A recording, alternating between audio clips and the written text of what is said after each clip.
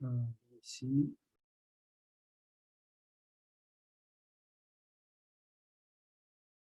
There.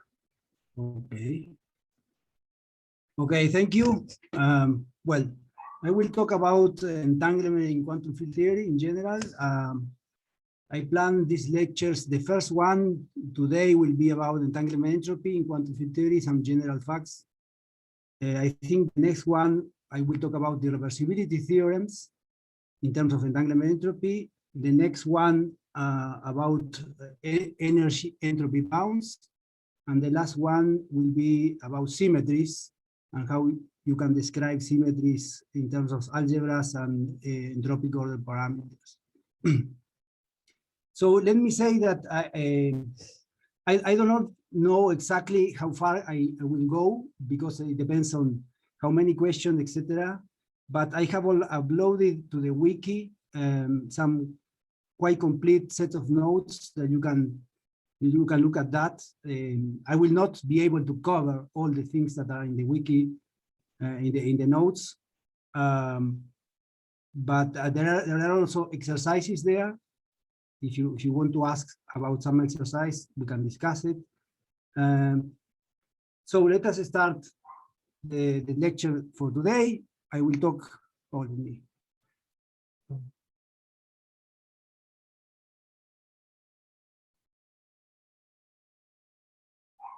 Today I will talk about entanglement entropy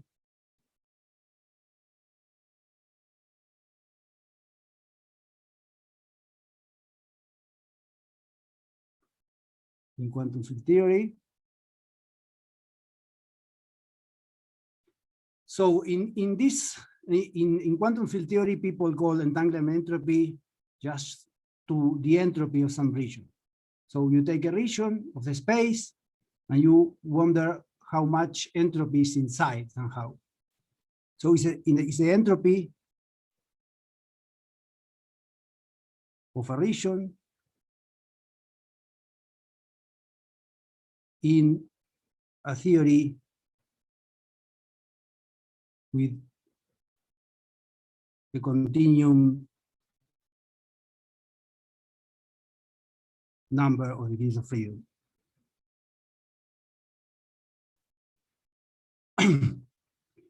So you can think, well, but this is somehow similar to what you may have calculated in statistical mechanics, the entropy, for example, in a thermal state.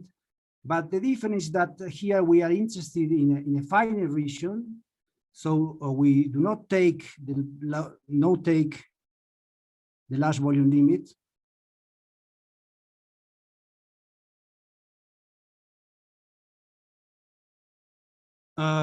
And also we do not impose any boundary conditions there.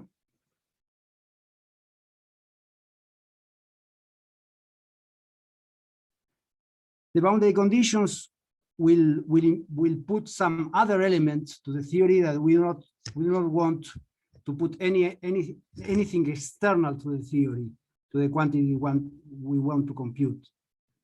And the other thing is that typically we are interested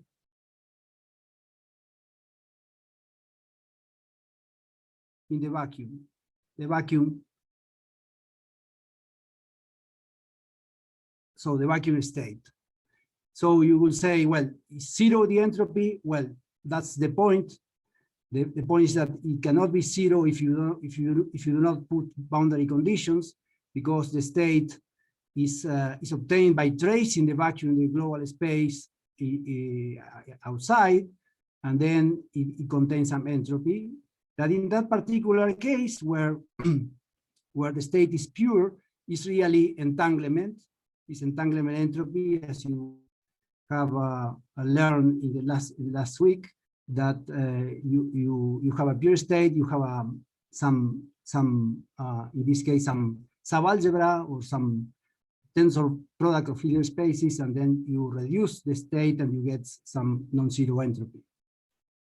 So I will take a pedestrian approach to this, and we will think in a cutoff theory.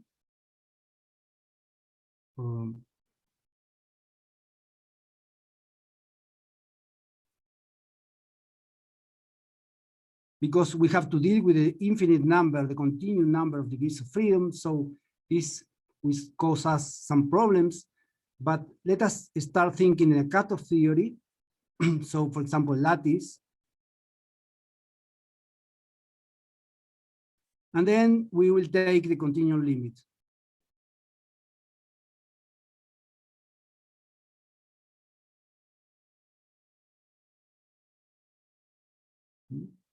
For example, here I have plot a square in a square lattice in two spatial dimensions, and we want to understand how the entropy of this region behaves. So for having a very simple example that you can compute actually in a computer, let us think in a free massless scalar.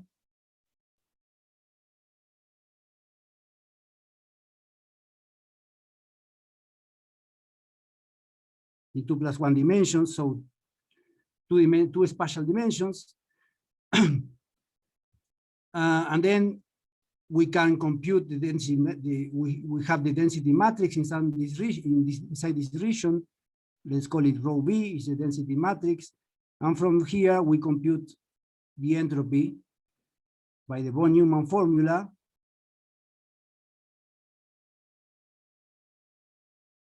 Yes. Where the density matrix is just defined such that you can compute expectation values of operators inside the region, some operator inside the region, some operator here.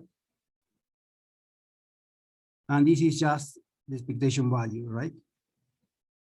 This is the definition of the density matrix, is some operator itself which reproduces this computation. So for the free massless scalar, the state is Gaussian.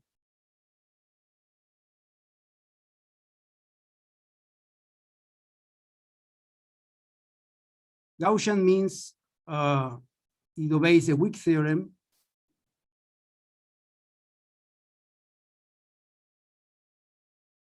For correlators. And that means that the 2-point functions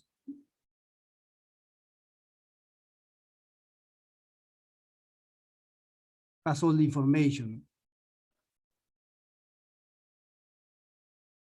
of the theory,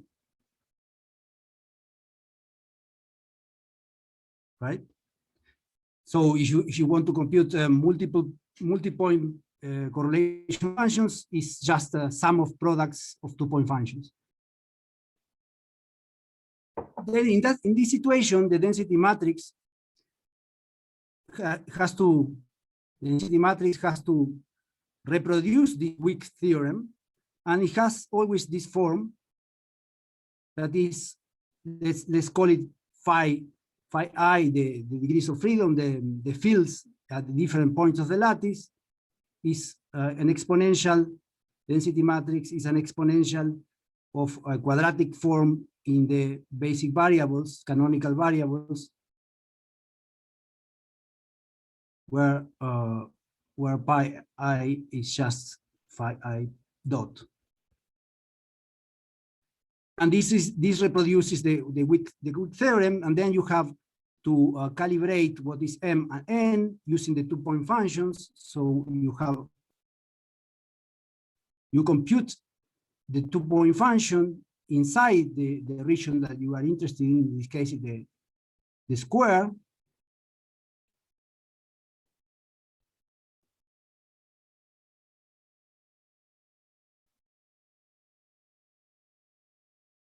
And the same for the momentum variables.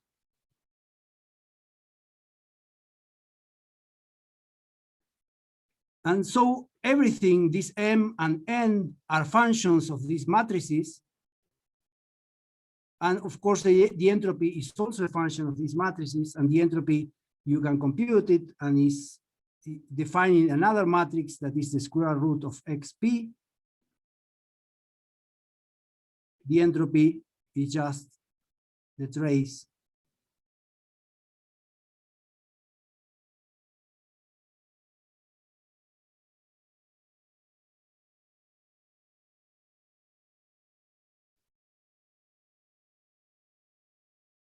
There is always logarithms in the entropy. So then if you have the correlators, you can compute analytically the correlators for the scalar field in the lattice, in the full lattice, and then you reduce your correlators just in the region you are interested in. Compute these matrices with these two matrices, X and P. Sorry, there. You can compute the entropy, just computing the eigenvalues of this matrix C. And then you can compute the entropy, you can compute the entropy for a square like this one. There is a little bit of delay. And then the interest is to go to the continuum limit. What means continuum limit here? The continuum limit means that you have to put more and more lattice points inside your square, or what in this case that I'm talking about, the massless field, is the same as enlarging the size of the square with respect to the lattice. So you plot the entropy as a function of the length of the size of the side of the square, and you get some function that is linear, as you see here. The entropy is linear with the size of the square. But if you look at it more carefully, what you get is that is mounted on top of this linear function. There is also a logarithmic function that is drawn here. So you can fit your curve on the left, and you can extract the linear term, and you get a logarithmic function that is plotted in the second part of in the second picture. So if you want to write, yes. Is the logarithmic part because we're thinking about massless fields? No, well, no. Yes, if you have a massive field, well, you still get some logarithmic divergence, right? I will talk about that, but it will depend on. It will not depend on the length of the. If your square is larger than the mass, it will stop depending on the size of the square. It will depend on the mass only. Good, thanks. So analytic function for this is just you write what you get, and you get 0.75, in fact, from the computer, and then it's perimeter over epsilon. So it means perimeter because it increases linearly with the size. Epsilon is just the lattice spacing. And then there is a logarithmic term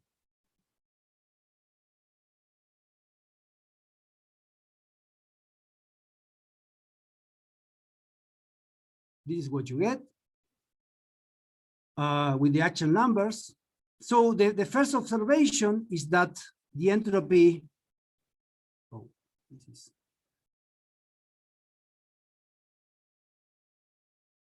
diverges in the continuum limit.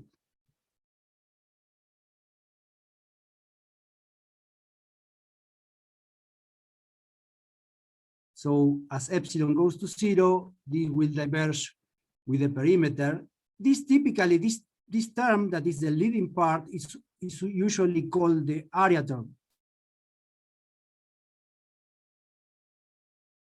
Here we are in 2+1 dimensions, so the area is just the perimeter, the boundary of the region. But now you can also, you have your program in your lattice, then you can start computing other things. For example, this object here in the left is also has a square size, but has more vertices than the square.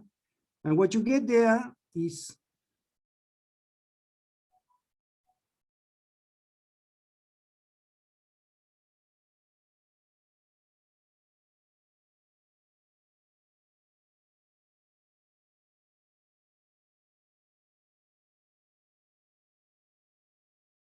So you get the same perimeter law, but the coefficient of the logarithmic term is multiplied by 6/4 with respect to the square. You can think, well, it is because now I have 6 vertices, and before I had just 4. And then you can think, well, what happens if my square is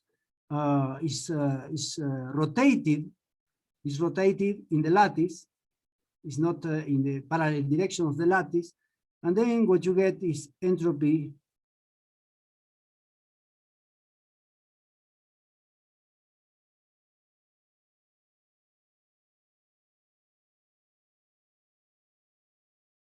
So you get exactly the same logarithmic coefficient, but the perimeter term, the area term, is different. It has a different coefficient. Then in this case, yes?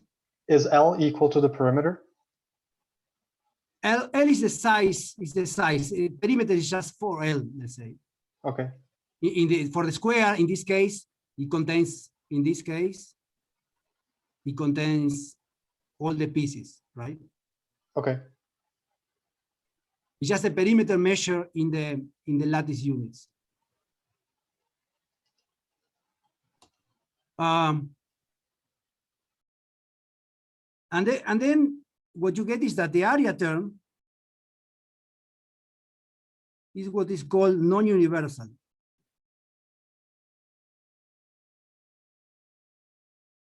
Non-universal means it depends on the regularization. It depends on how I define my square in the lattice, etc. And this is an object that does not belong to the quantum field theory. It belongs to the way you arrive to it. So it does not belong to the continuum theory. So we are not interested in this. For us, we are not interested. We want to compute things that belong to the quantum field theory independently on the way you arrive to it. So the coefficient of the logarithmic term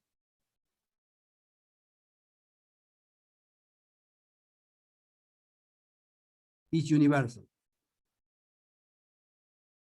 It doesn't matter how you put your square, you get the same number.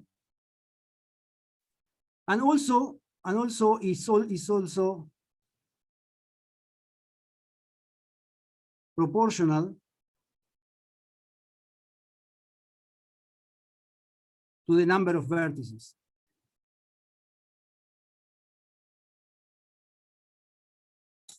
Question? Yes? Is this something that you can just check in a lot of different numerical examples, or is there some, general analytic calculation you can do that gives you this universality?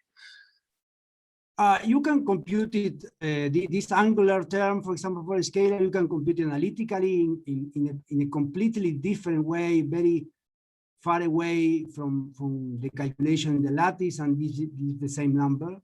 And you can check with many calculations in the lattice and give you the same.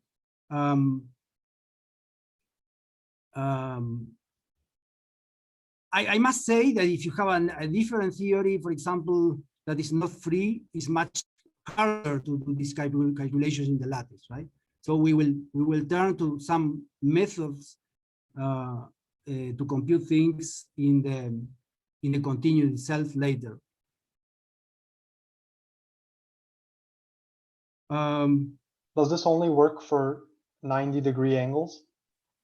No. Well, I was going to say something about that. More generally,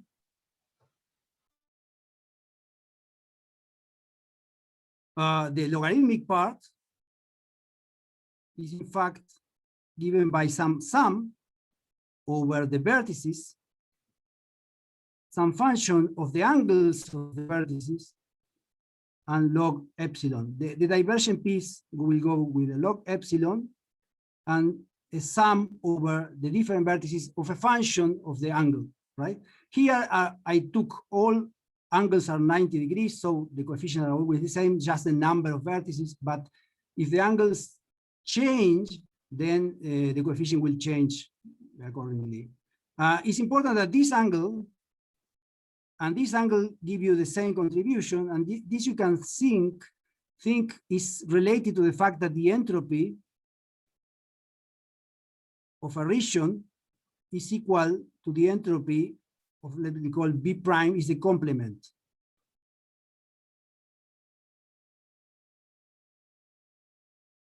And this holds if the global state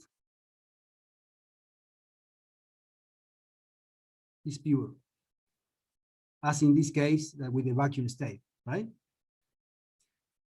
So, well, but you say, well, but how is this related? Because here, looking at this point, well, okay, the contribution around this point may be equal to this point, to the outside part, but the object itself is very different from the one in the outside part, right? The complement. However, the fact is that let us try to understand how this structure arises. So these are contributions to the entropy that are divergent, right? It means that as you go to a smaller lattice, you have more and more contributions, and these are ultraviolet contributions. So they have to arise because of correlations at very short distances across the boundary between the inside and outside. And as a correlation of short wavelength, if I have a very large square, they will not talk to each other. So these correlations will not talk to these ones and these ones. So it will happen that the divergent pieces, the divergent contributions to the entropy must be local on the boundary of the region and extensive. So they are like a summed over all the points of the boundary. And this is what we are seeing in practice here, because we have a perimeter term that is local, is divergent and local on the boundary. And we have also a logarithmic term that is also local because it is summed over all vertices. So it's something that arises because of the feature of the vertex. And the correlations very near the vertex. So this gives us a way to understand the general structure. Can I ask a question? Yes. How do I understand why the number of vertices is so like central to the logarithmic term? Well, the logarithmic term, let me say that the logarithmic term comes because this term does, so you have to assign a divergent contribution to a feature on the boundary that is a point, is a vertex, right? So it doesn't have any dimension, full quantity. So the only way, for example, the perimeter, you have the perimeter and then you compensate with epsilon here in this way. But the logarithmic term doesn't have the divergent piece log epsilon doesn't have anything to clinch in the geometry to have a dimensionless thing. So it can only be a logarithm, right? So this L that I put here is somehow undetermined. If I change what I call L, it will change by a constant term here. So it will go in this way under scaling, let's say. But if I change what the meaning of L according to my geometry of the region, then it will just change by a constant. But it will not change the coefficient. So the reason why it's a logarithm is because it's attached to a feature of the boundary that is dimensionless. in this case.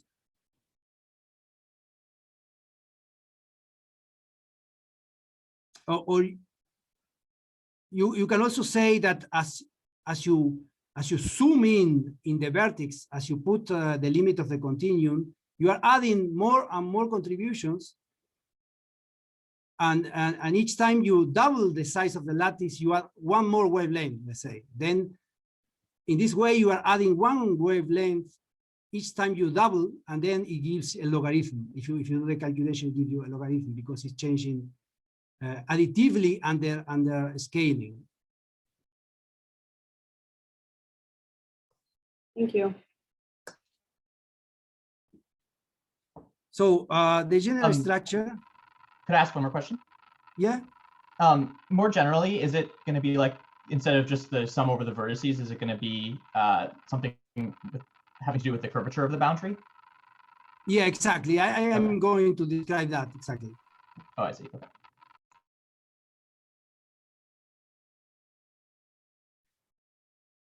So let us think now smooth boundaries.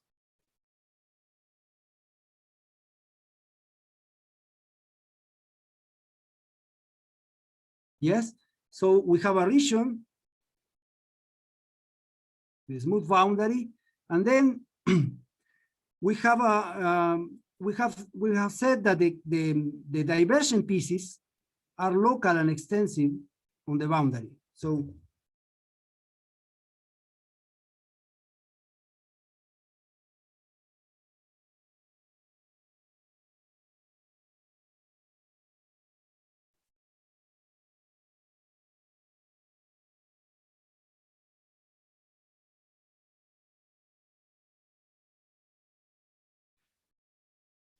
yes, because these are short wavelength ultraviolet contributions.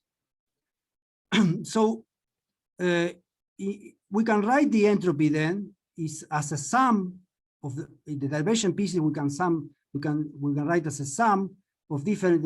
Let us call this boundary sigma of some functions of sigma. Epsilon to the some powers in general. And then there is also a finite piece.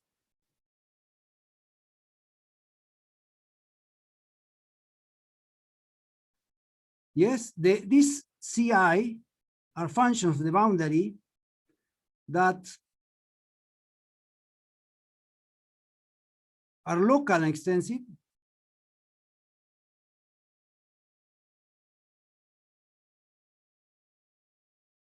So it means that in this case of a smooth boundary, will be given by integrals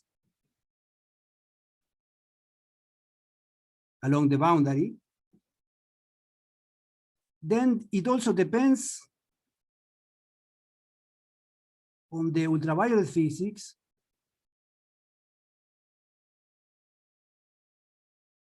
and the geometry.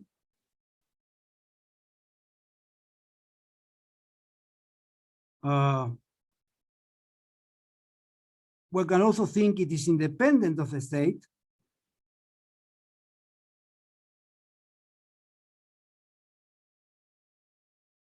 Because for very short wavelength, we expect the state is similar to the vacuum. So it should be independent of the state, of a particular state, these divergent pieces. And finally, it has dimension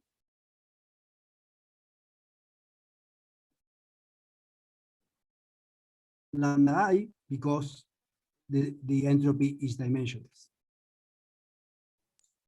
Can I ask a question? Yes. Are you assuming something about these geometries being convex? Because if they are concave, then local correlations might be with other points inside the surface itself. No, not at all. Not at all. As I mentioned before, if you have this, let me think, you have a piece of the surface like this. The contributions, this divergent contribution will be local and will be the same for this part and for this part because of this property is V is equal to S by B prime, right? So the entropies are equal.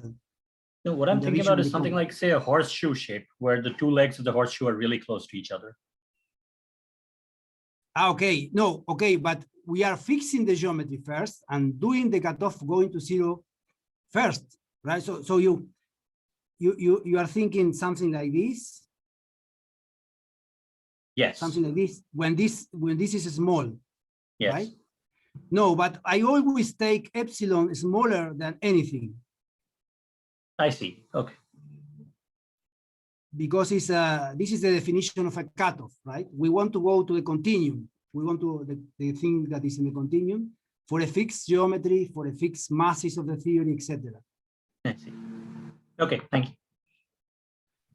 I have a One more question. question. Oh, go ahead, Simon. Yeah. Sorry. Yeah, so you're saying that like the CI is independent of the state because when you zoom in enough, I cannot hear well. yeah, you're saying that like CI is independent of the state because when you zoom in enough, it approaches vacuum. But like, is it possible like the theory undergoes some phase transformation that actually changes the structure of vacuum, like around a specific temperature? So your CI will depend on that state. Yeah, well, Sure. for example, for example, I didn't hear it very well, but I guess you are asking about phases, different phases, or something that Yeah, may exactly. happen in the theory, right? So Yeah. all those features will be reflected if in the entanglement entropy, but they all will be in this part. This part is the one that has all the information, the finite piece. In particular, for example, the thermal piece, if you get a region very large with respect to the thermal wavelength, then you will have a volume term here, because of the temperature, right? So all these things you can see in this part of the entropy. I'm talking now on the divergent pieces that are really quite independent of what happens at different scales in the theory, right?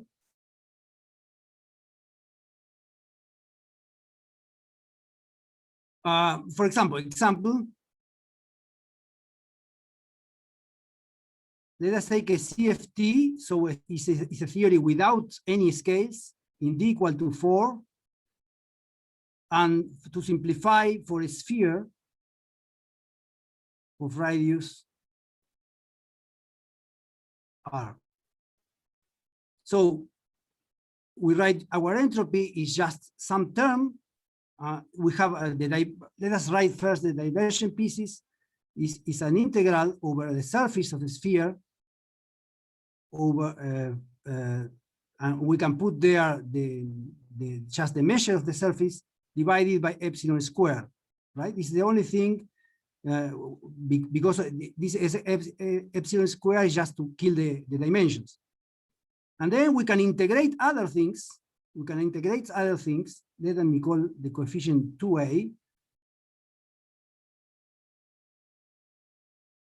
And here I can put the curvature, the intrinsic curvature of the surface of the sphere, right? But now this thing doesn't have dimensions. This thing doesn't have dimensions, and in fact, you can compute this quantity. This is just 2 for a sphere. It's dimensionless. It's a number. It's 2. And then, as this does not have dimensions, you have to put here for a divergent contribution. For a divergent contribution, you have to put here log epsilon.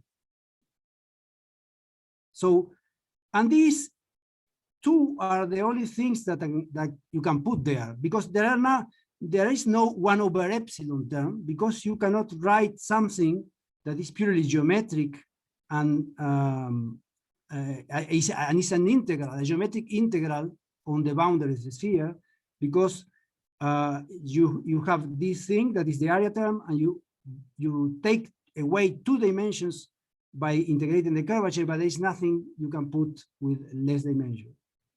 So once you have this logarithm epsilon here, this is dimensionless, but not so. It's logarithmic dimensions has. So it has to be compensated by something else. So you have to put here 4a log r. in order that really is now a dimensionless thing, right? And this is now is not divergent piece, it's a finite piece. It's a finite piece whose coefficient is determined by this one, of course, these two here. And then you can add some arbitrary constant there. And there is no, this has to be the structure of the entropy for a sphere in a CFT. But now consider what happens for a quantum field theory. So there is a scales. It's not a conformal field theory anymore, has some scales. For a sphere again, d equal to 4, and for a small r. So we are in the ultraviolet regime.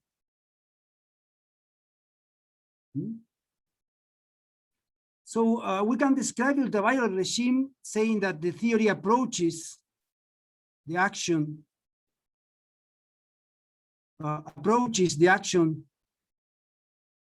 of a CFT plus some perturbation. Let's call it G ultraviolet is the coupling constant.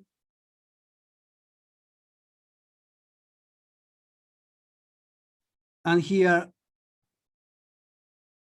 we put some field of the theory of some dimension delta according to the fixed point, the CFT in the ultraviolet, and let us call this UV. So because this phi delta is what is called a relevant operator, it means that the dimension of this, so let me, the dimension delta of the field has to be smaller than d and greater or equal than d minus 2 over 2. This is the unitarity bound, has to be greater than the dimension of a free scalar, and this is just because it's relevant. Otherwise, if I put a perturbation with an operator of higher dimension than d, this theory will not approach for short distances to the CFT. So under these conditions, I will try again to write the entropy. We have an area term. So this was the area term before. We have an area term. We have the C2 e to the minus 2, epsilon to the minus 2 that we had before. But now I have also other things with dimensions. This G mu, this G ultraviolet, sorry, has dimensions. This G has dimension d minus delta. So we have dimensionful quantities. So here we can write C prime. In general, this thing will be perturbatively computable, and then if some power of G, in general, it starts with a G square term, and here we have a power that is determined of epsilon that is determined just by dimensional analysis.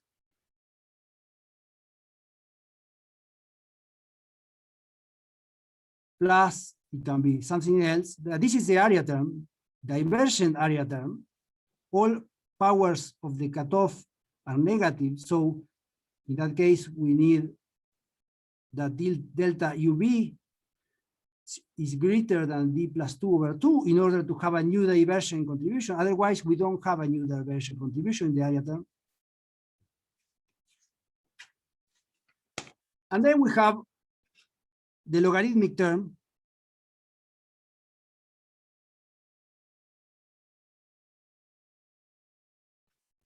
Plus some constant again. And we can also write what we expect to have as a perturbative contribution in the finite term. again, just writing G square and then something with R that has the right dimensions. As we see, the power here is positive, so when we go to R equal to 0, this is smaller and smaller as it must be, and it approaches the full entropy approaches the one of a conformal field theory. Except, of course, by the new divergent contribution that will be always there, but it's affecting always the area term.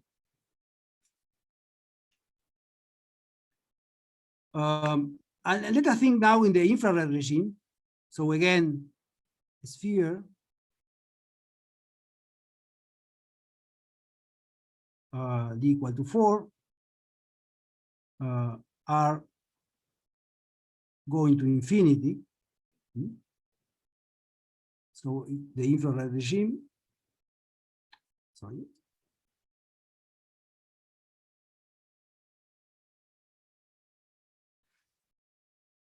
So in this case, we have to understand a little bit more what we expect, because now we want to understand the contributions, not only divergent contributions.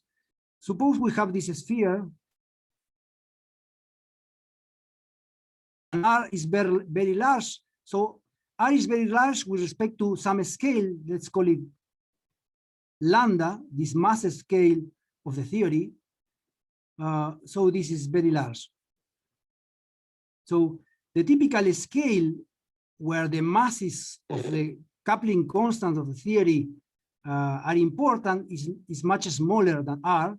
So again, where these massive scales can affect the entanglement entropy, it has to be in correlations between the inside and outside of the order lambda. So it's something, these correlations all around this region, in a size lambda to the -1, right? All correlations between the inside and outside that are larger scale from that. So these correlations are dominated by the QFT infrared. So at very large scales, we can think the theory is again a QFT, a new QFT, the QFT of the infrared fixed point, let's say. So then we want to write the entropy. So we start writing the divergent pieces. We know that they do not change, so they are exactly the same. It depends only on the ultraviolet fixed point. So it depends only on what happens for very short distances.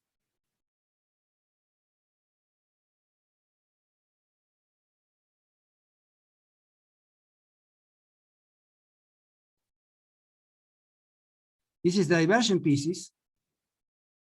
All affect the area term. And then here, I can write something new, some finite term. This is finite, this is not divergent.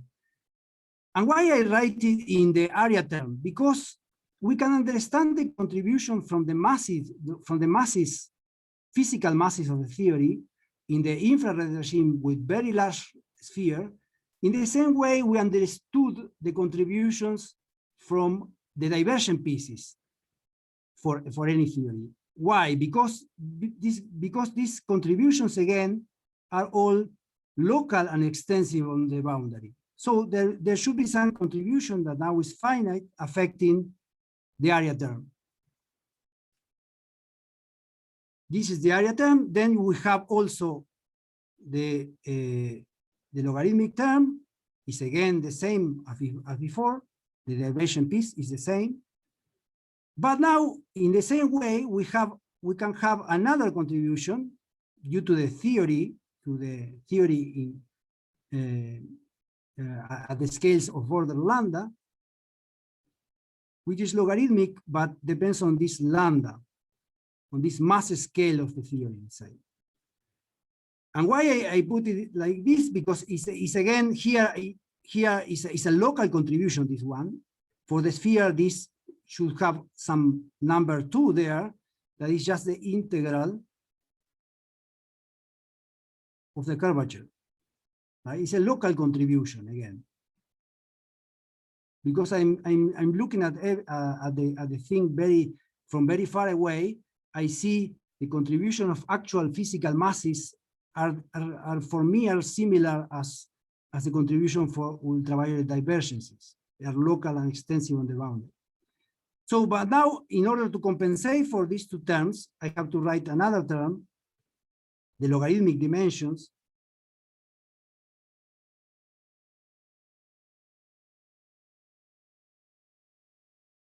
Have to be killed by a logarithm of R. This is a finite piece. And then I can also write some constant. And I could write some leading non-local term dominated by some dimensionful, some dimension of a field that is an irrelevant operator. That is the one that dominates the approach to the conformal field fixed point at the infrared. So we see that now we have a different coefficient for the logarithmic term. So in the infrared, the logarithmic piece will be the finite term will be growing with R in this way. So we have A infrared is equal to A ultraviolet, the coefficient of the logarithm, minus some X, that it depends on how the theory has changed between the infrared and the ultraviolet.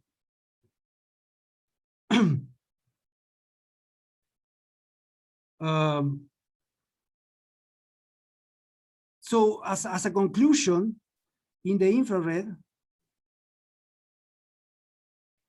the lambda dependent term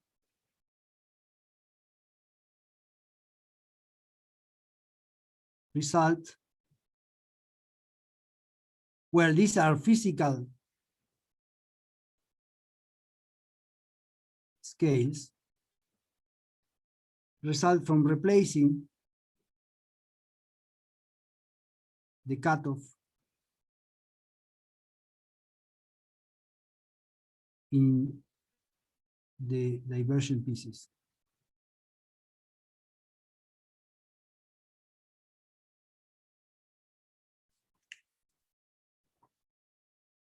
Here, for example, we have log epsilon, and here we have log lambda, and here we have epsilon square, and we have here some lambda square that changed the area terms.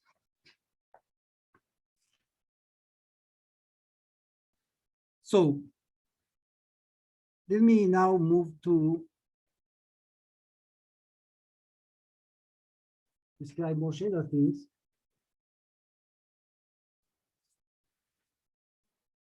So what we have seen then is that the entropy is divergent.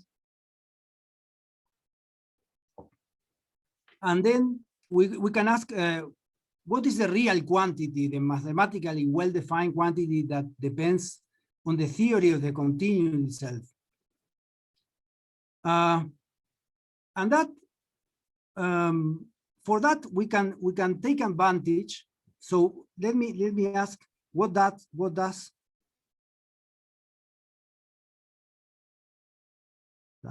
survive the continuum limit?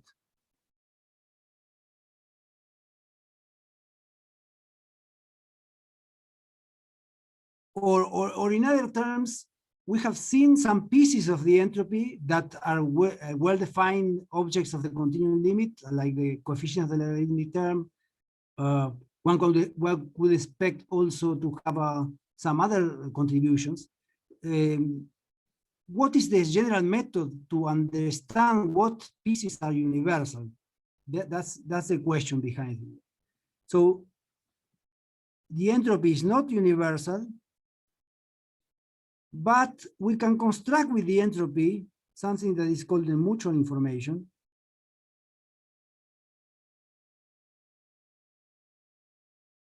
But for that, we need to have I think you have already encountered this mutual information in the lectures in the last week. We have two regions now, and we construct this EIB as is the entropy of A plus the entropy of B minus the entropy of AB, the union of the two. When I write AB, is just the union. And this it is evident that the divergent pieces here that are local on the boundary will be in both the entropy of A and in the entropy of AB, because it's local. And because it's extensive, it's a sum over the boundary, it will exactly cancel between these two. So this is finite. And one can argue also that it's well-defined, independent of the cutoff. This will throw out things like the corner terms you had before, or no? Well, the corner terms, you would have to do the following to obtain this coefficient from the mutual. So what I'm saying now is that the mutual information is always finite and when defined. So, and it's constructed out of the entropy. So there is a lot of information in the entropy, not just the logarithmic pieces, but a lot of information that is in the finite piece that you can extract with the mutual information, right?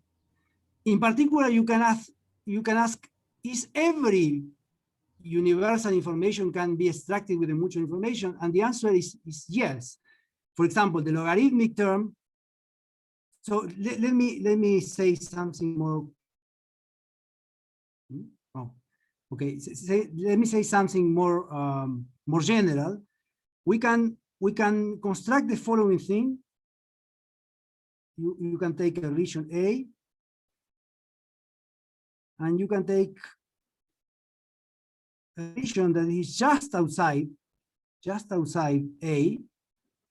Let's call it B, and this distance epsilon. Let's call it epsilon. And you can compute the mutual information, and then this thing will approach something that heuristically is twice the entropy of A. So in fact, it will be some constant, some area term over epsilon square plus some other terms, where now epsilon is a physical scale. It's a physical scale. In drawing this picture, I have taken my lattice size to 0 already. This epsilon is not the lattice size. It's a physical distance. When I do that, I expect to have something like twice the entropy. In fact, it diverges if I take epsilon going to 0. But now the coefficient here is completely universal. The coefficient is completely universal. And the idea, the heuristic idea behind this identification, like mutual information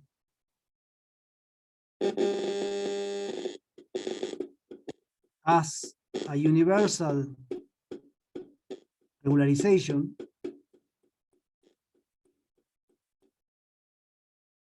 is that when you do that, when you do this approach, you have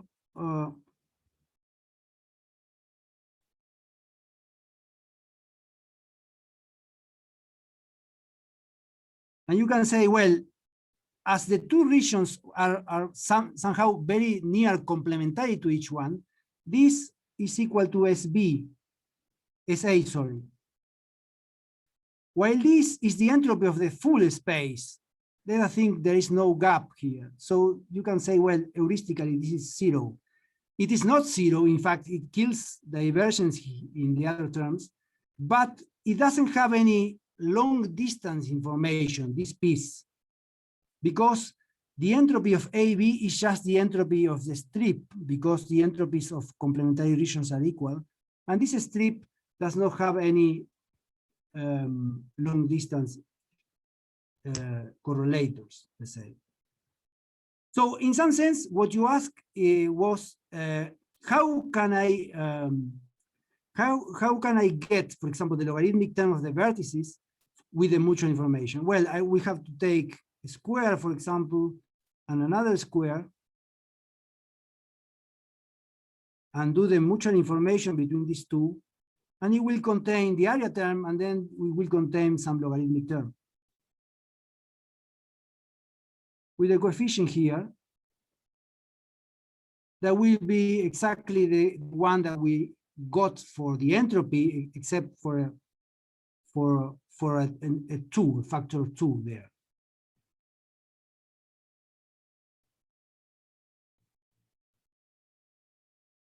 So this is a picture, for example, for the free scalar in 2 + 1 dimensions. You have 2 circles, which is very bad for you have a circle and you increase the size of the circle, it will start, everything start oscillating because of the lattice points. But if you compute the mutual information, you get something that pretty nicely converges to a fixed value quite fast. While the entropy does not converge to anything, it always fluctuates.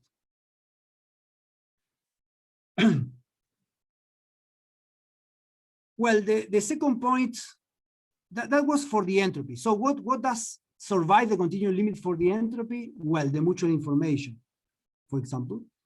And other things that you don't need to think about the mutual information, like the logarithmic terms, but they can also be computed with the mutual information.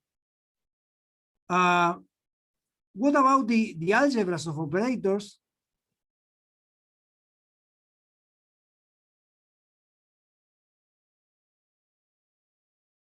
Well, if you have a region, then you can form an algebra just by generating it with smear fields, where this is a test function. So this produces an operator, and multiplying and doing linear combinations of these operators in the region, you have an algebra. And these algebras are these are normal algebras of Hilbert spaces in the lattice model, but in the limit they turn out to be some quite funny mathematical objects that are called type 3 von Neumann algebras.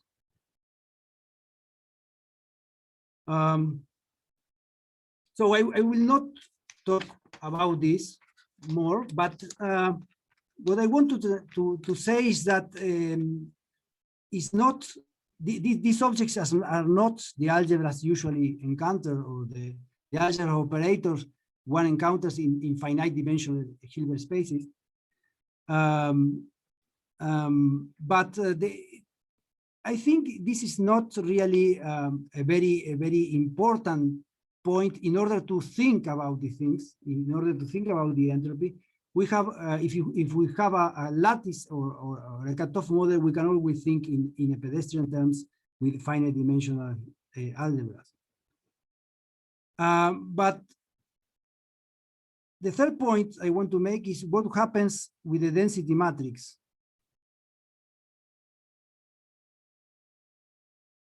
In the continuum limit. Well, the state is okay, right? There is no problem with the state in continuum limit. We know, for example, how to compute some expectation value, if, for example, the vacuum state. No problem. But the density matrix is a different thing. The density matrix is something that allows me to compute expectation values through a trace, right? We would like to have in some region to compute this thing. Well, the density matrix does not exist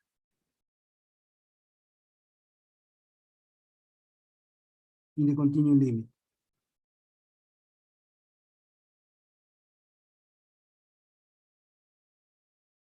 And the reason is simply because it's similar. The reason is similar, for example,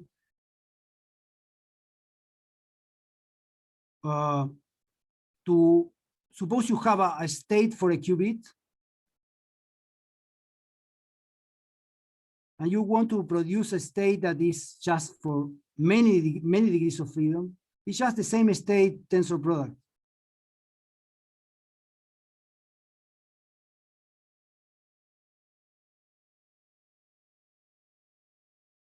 In the limit of infinite number of degrees of freedom, you will see that rho, all the eigenvalues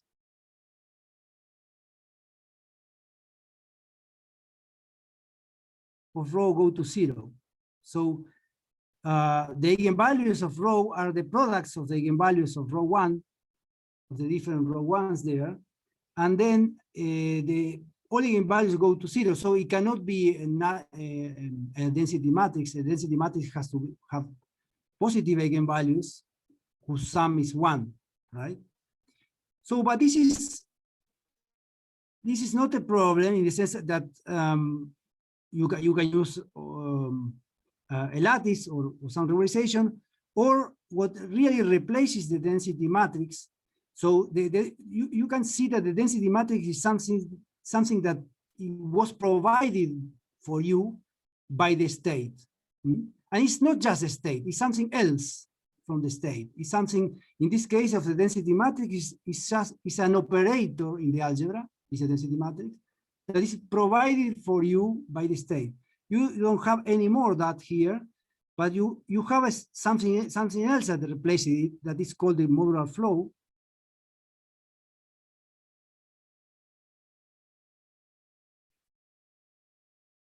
Let me describe it first. If I have a density matrix, I can write it in this way as an exponential of some Hermitian operator. So K is equal to minus log rho. And K, we call it the modular Hamiltonian.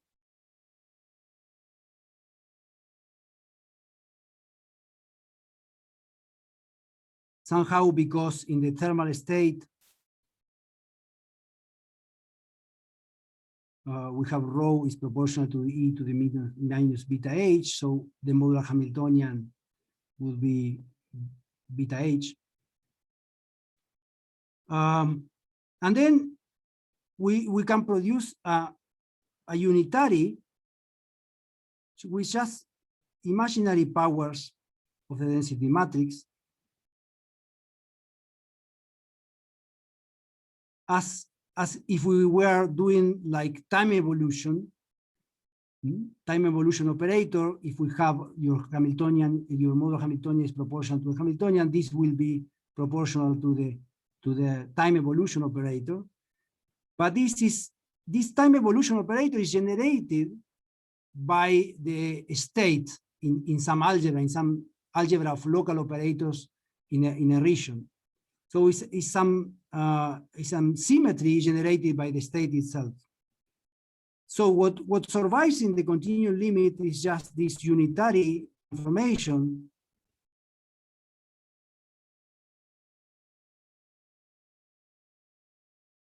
So this is for the case where I have a density matrix, but in general, there is a unitary transformation O tau in general in the continuum limit too.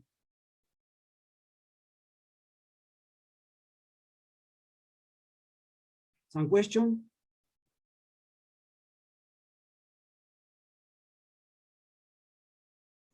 Are you saying that the transformation of the algebra of operators exists, but the unitary operator U tau itself doesn't exist?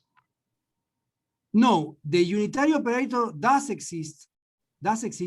It does not belong to the algebra, but it does exist. So what I'm saying is that the automorphism, sorry, it's not correct what I said. The automorphism of the algebra exists. The unitary you can construct if you purify your state in a full Hilbert space, let's say. but it's not an operator that belongs to the algebra itself, right? In the continuum limit. In the finite case, of course, is given by this, and it belongs to the algebra. It's just exponentials of the density matrix.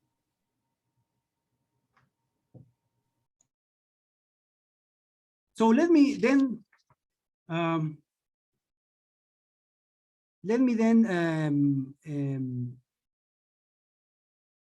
describe a method to compute the. I don't have much time. It's up to 3, right? It's 8 minutes, right? Yeah, about 8 minutes. Okay, so, well, I don't know if people have questions. I will answer the question. Otherwise, I will start with the. I will be doing this if someone has a question. Just so.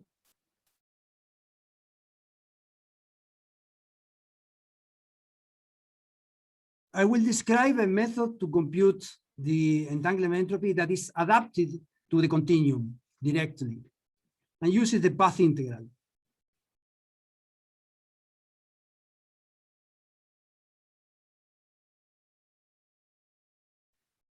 So the first thing is that we have the vacuum state.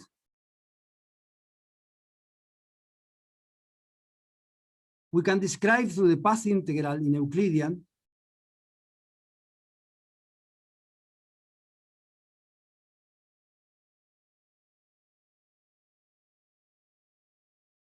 Time just by doing the path integral. This is time equals 0, doing the path integral in the lower half of the Euclidean plane. So, and how is that? We have that this is the vacuum wave functional. Let us think the value of the field here is alpha x. So the vacuum wave functional will be a functional of this alpha x. And this is defined as this, the scalar product of the wave function of the vacuum. This is the variable. And this is some normalization. And the path integral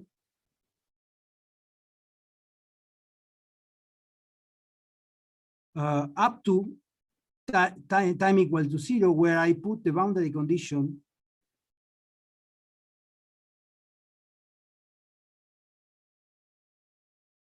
equal to alpha x. So we integrate over the lower half of the Euclidean plane up to a boundary condition that give me the variable in the wave functional.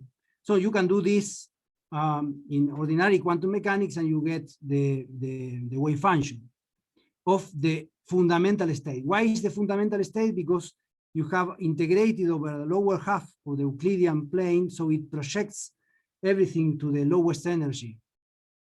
Because as we are in imaginary time, what will be the exponential E times energy times time, it gets negative, so it projects everything to the lowest energy in the state of the Hamiltonian.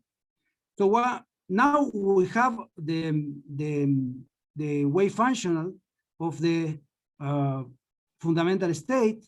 You can define the vacuum density matrix.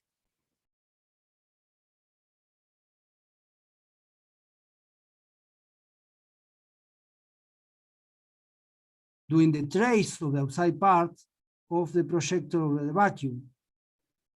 So we have now two copies of the vacuum. One is the integral over the lower half. We have another copy integrating here, the path integral. We have our region V. And the trace over the complement means that we are taking these two boundary conditions equal and integrating over that. So we are showing the plane over there. So we have, in fact, two boundaries here at equal to 0. And then the density matrix depends on these two boundary conditions that we can put an alpha minus here and alpha plus here, two boundary conditions.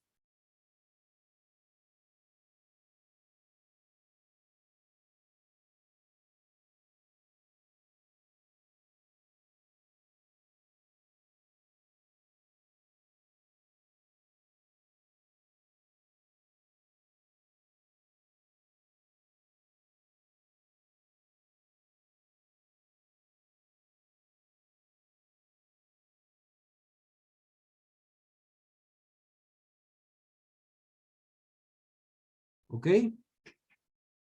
So we have constructed the density matrix using the path integral. It's a path integral of the whole plane, the whole Euclidean plane, except the boundary that is located in a cut along the region itself. Now we want to compute the entropy of this, but this is difficult because you have to put a logarithm here and do the trace. So people have thought in doing some different computation. Instead of computing the entropy, computing traces of rho to the n. For example, rho cube. So trace of rho cube. So as rho corresponds to one plane with a cut, we now have to use 3 copies of the plane with a cut.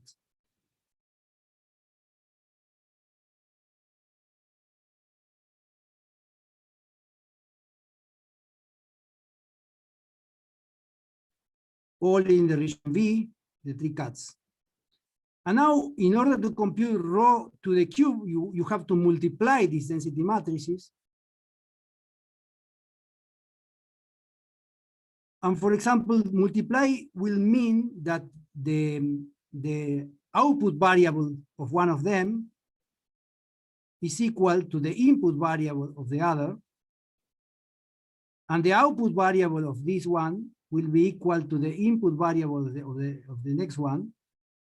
And finally, the trace will mean that this output variable here is equal to the first one of the first copy.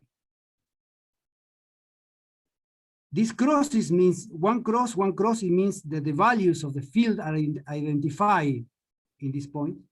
So we are defining, in fact, here a manifold with 3 copies.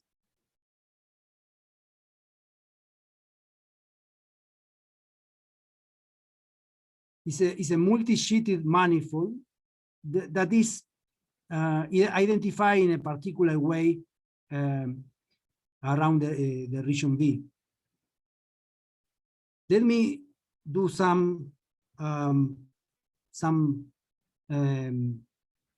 say something about this particular manifold. The first thing is that there is no cut.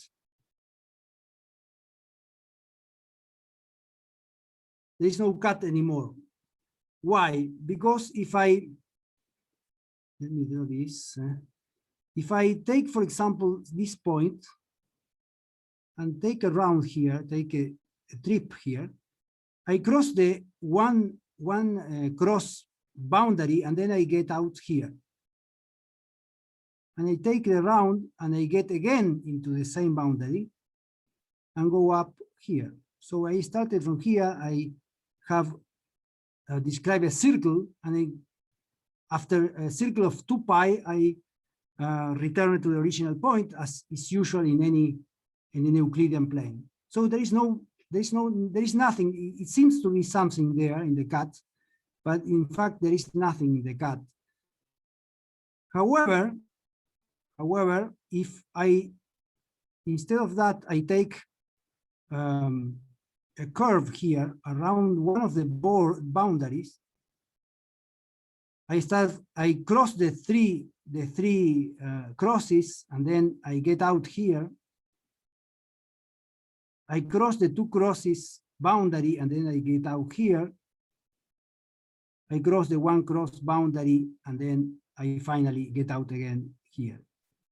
So I in fact, I describe it three circles instead of one. So there is something here peculiar in the boundary. There is a singularity that is called a conical singularity. If you go around the circle, you get a different angle than 2 pi. So there is a conical singularity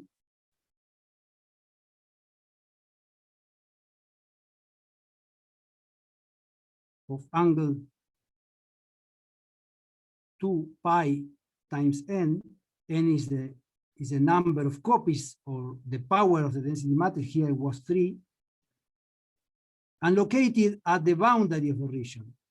At the boundary of the region. Horacio, is there a natural? Yeah, my time is over. Yes. So I will stop here. Yeah. Okay, Thank you. thanks. All right. Thanks a lot, Horacio.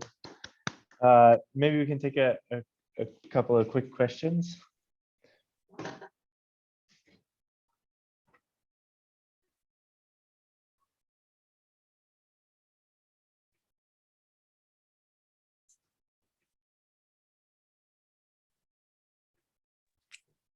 Any quick questions? I probably just missed this, but when we defined the modular flow, what was the interpretation of it? So we said we had this O tau and you evolve it with this unitary that depends on rho. So you evolve in a way that's dependent on the state, or? Yeah, if you change the state, your automorphism of the algebra will change. Yeah, depends on the state. Okay, thank you.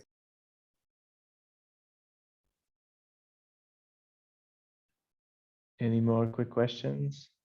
Manifold genus 0? The manifold has genus 0. Okay. Well, no, I know. So if you are, so it's a manifold that is singular, right? In order to say that this has some genus, you are talking about some something that you can deform. So you are, for example, in a conformal field theory, you can deform these things to a manifold with some genus, right? And no, it doesn't have genus 0. No.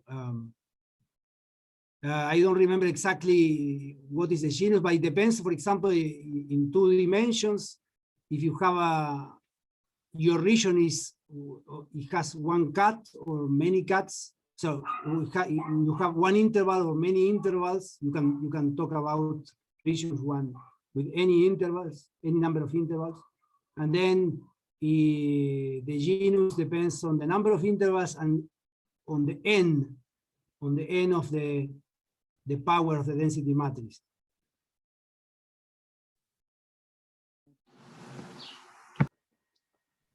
I have a question also about the modular flow. The way I understood what you said is that in the continuum theory, we might not necessarily be able to define density matrices. So instead, we're associating states to automorphisms. But I don't understand why you're choosing that particular automorphism with the logarithm of the density matrix to be the Hamiltonian. Like, can't we define it in a lot of other ways? Why in particular this way?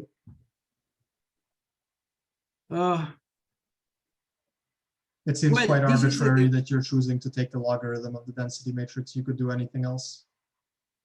Well, it's a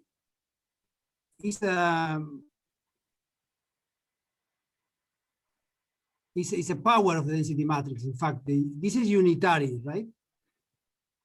So it's a power of the density matrix.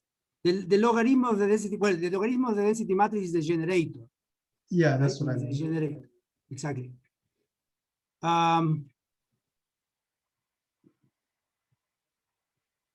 if you have other things, maybe you can produce other structures out of the state in an algebra.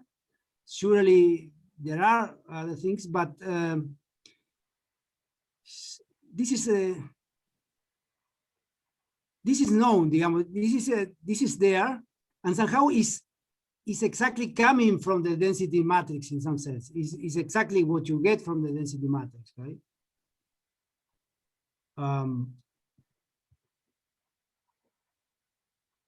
I don't know if there are other structures that you can obtain, or you are asking why the logarithm, why the generator is the logarithm. No, I just mean why this particular form, why the exponential, why? Okay. Yeah.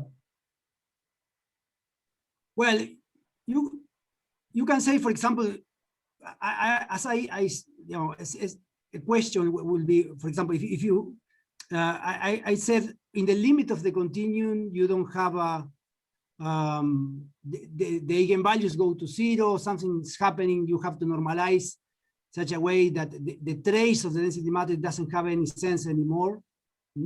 So one thing is that this, when you do this, it doesn't matter if you normalize your density matrix with some number. The normalization doesn't matter because it cancels, right? You can put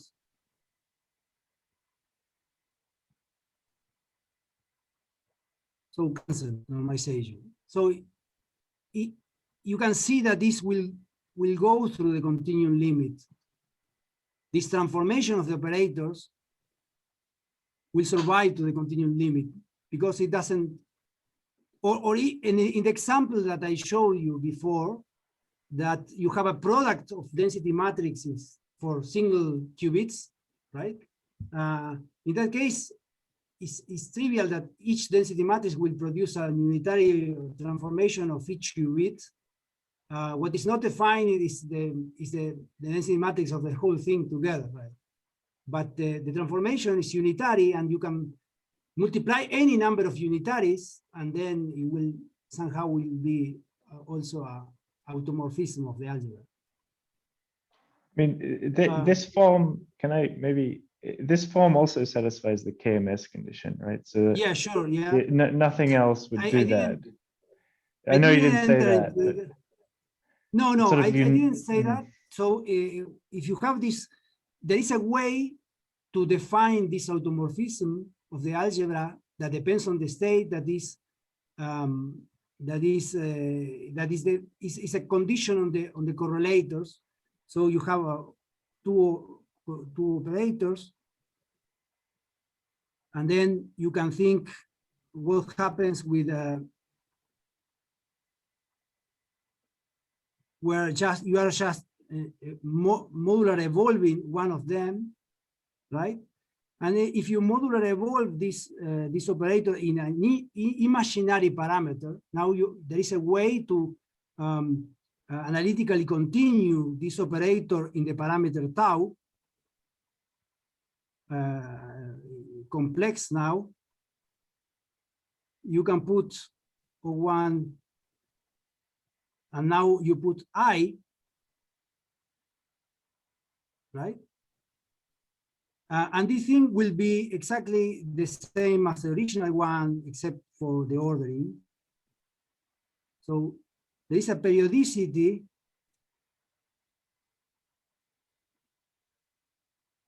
in imaginary time.